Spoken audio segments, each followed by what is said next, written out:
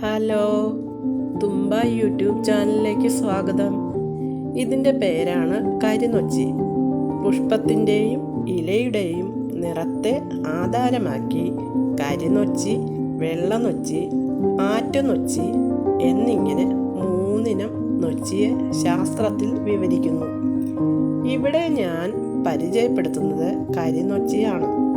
Bengal, Keralam, Tamil Nadu, Burma എന്നിവിടങ്ങളിൽ ഇവ സുലഭമായി കാണപ്പെടുന്നു.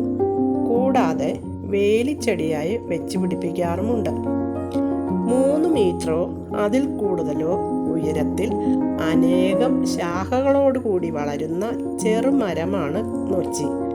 ഇതിൻ്റെ തൊലി ഇരുണ്ട് ചാരനിറത്തിലായിരിക്കും. ഇലകൾ ഹസ്താകാര സംയുക്തമായി വിന്യസിച്ചിരിക്കുന്നു. സംയുക്ത പത്രത്തിൽ 3 മുതൽ 5 വരെ ഇലകളുണ്ട്. പത്രവൃന്ദത്തിന് 7 മുതൽ 9 സെൻറ്റിമീറ്റർ വരെ നീളം കാണും.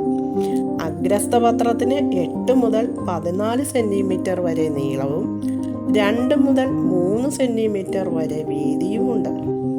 പാർശ്വ ഇലകളാണ് ഏറ്റവും വലിപ്പം കുറഞ്ഞത്.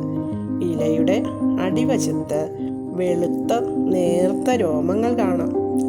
ഇലയുടെ മുകൾ ഭാഗം നല്ല പച്ച നിറവും അടിഭാഗം വയലറ്റ് കളർന്ന പച്ച നിറവുമാണ്. പൂങ്കുല ധാരാളമായി ഉണ്ടാകുന്നു. ഇതിന് 30 സെൻറ്റിമീറ്ററോളം നീളം കാണും. പൂക്കൾ ചെറുതും നീല കലർന്ന പാടലവർണ്ണത്തോടും കൂടിയതുമാണ്. ബാഹ്യതലപുടം ചെറുതും ത്രികോണാകൃതിയിലുള്ളതും 5 പാളികളോട് കൂടിയതും ദീർഘസ്ഥായിയുമാണ്. 4 കേസരങ്ങൾ ഉള്ളതിൽ 2 വലുതും 2 ചെറുതും ആയിരിക്കും.